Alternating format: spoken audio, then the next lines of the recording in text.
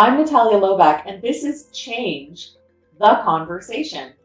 I'm back with Chris Carter for the final of our three conversations. Welcome, Chris.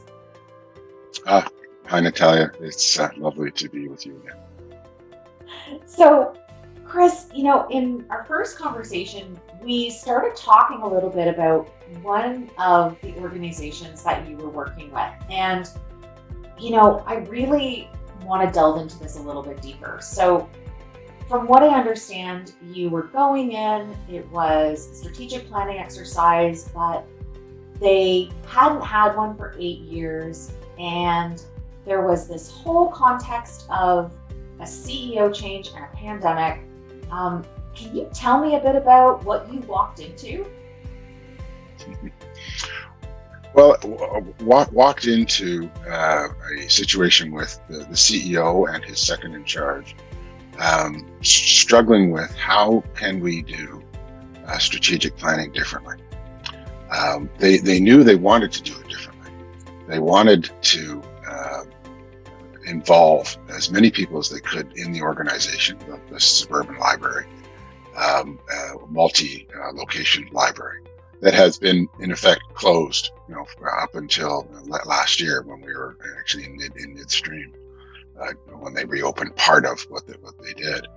And so this is a CEO who actually walked into an organization who wasn't able to walk through the organization, and therefore had realized that he needed to do things differently. And so therefore, he engaged myself and some colleagues in doing strategy making differently. First, he wanted to do a check on the culture. We convinced him that would be a really important thing to do, and he agreed because he didn't know the organization, and this would give him, and when he shared the results with his leadership team and ultimately with the whole organization, there would be a collective understanding of where the culture of the organization sits and where they would, and then that would lead to a conversation about where do they want to be. It fed into conversations about what is the type of library they want to be in the future. We also were aligned to another project that was going on that kind of ended right at the beginning of our work, which was something called strategic foresight, which was looking out 10, 20 years. Like, what's a library mean then?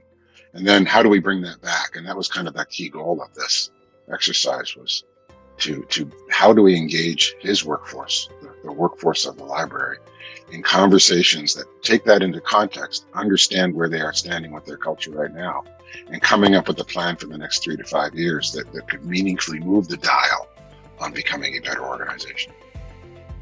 That's fantastic and so interesting. One of the things you mentioned was that the CEO wanted to do things differently. I'm really curious why.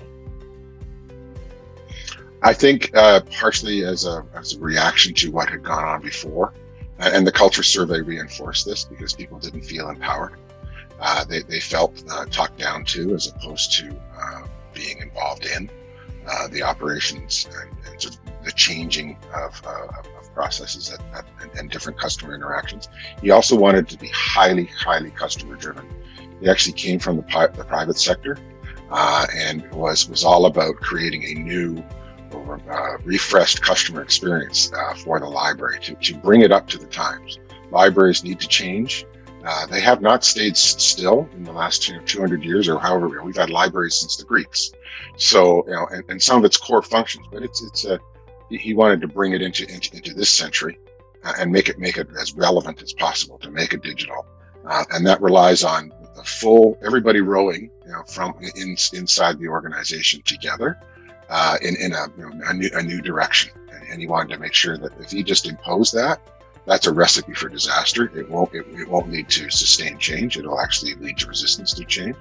And therefore, by bringing them as part of the conversation, which we did with really innovative digital means, extended over a 3-month core period, I think he was able to create a lot of momentum for changing. And I think it's been well adopted as an overall strategy. That's incredible. I mean, what great instinct on the part of the CEO to realize what they, did or didn't know about the organization and how important it was going to be to rally the individuals inside that organization to be part of that change.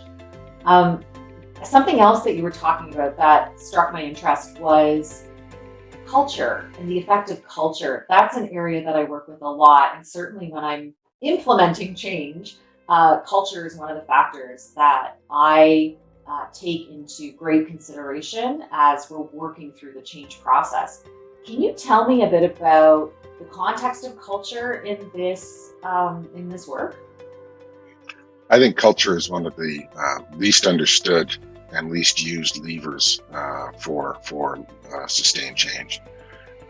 And in that vein, I've been a proponent of and have used many times, in particular, diagnostic from the Dennison Consulting Group in the U.S. out of Ann Arbor, which is a research-based assessment process that recognizes that there are attributes of culture that actually are aligned and correlate with higher performing organizations, private, public, nonprofit sectors across the board. And he's benchmarked this, and his hypothesis is there are some traits that if you work on these, you will end up with a higher performing culture, and so that's what we did. And there's the report is actually a sort of circular, one of those circumflex reports, and if you're a Timbit in the middle, that's bad. If you're fully filled out on the to the outside, fully colored, that's good. That means you're performing well against benchmark.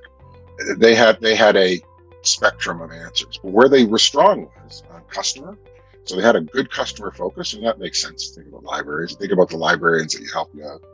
They had a medium score on team, and a not so good scores on understanding where the organization was going, about goals and objectives, about empowerment, and probably the worst score was around developing people. And so people didn't feel involved. They didn't feel like they had something to contribute. And so by doing strategy making differently, even during the pandemic through digital means, people were meaningfully contributing to the conversation and being heard. So this is a walking the talk thing, right? So you can talk about these things, but if you actually don't actually listen, this is about an exercise in listening. Sometimes the CEO had to pull himself back, and he had to listen to some fairly frank feedback about how, from not just the consultants, but also from because the survey results gave people permission to actually have a conversation that the CEO was willing to engage and have this kind of conversation they would never have had before. Wow, that's incredible, Chris. I mean, and it sounds like that through this process, together, the leadership and the people in the organization were really able to build a good and high performing and positive culture going forward. And that's going to be proven by how the strategy is actually implemented. So we created a whole list of, the client, with our help, created a list of initiatives that sat under 9 different strategic goals, which were actually there were three pillars to this. One was all about innovation. The other was all about customer. And the other, which there were 4 goals and 1 goal for the other one was all about how do we make our organization better for our people? It's all about enabling. And really powerful stuff. And so I think they've set themselves up for success because the ideas for actually implementing, well, 1, the goals were created by the people, and 2, the ideas for change were created by the people. We helped organize them, right? We put it into a framework. We made it powerful, gave them some ideas on how to make it impactful. But that's our job. Their job is to make it happen. And by making it happen, their culture will get better because they are focusing on specific aspects of it. Thank you, Chris, for sharing this incredibly powerful story. So that brings us to the end of our conversation today. Thank you so much for joining me. It was a pleasure. Always fun to talk about the work that you've done and clients you've helped. Thank you.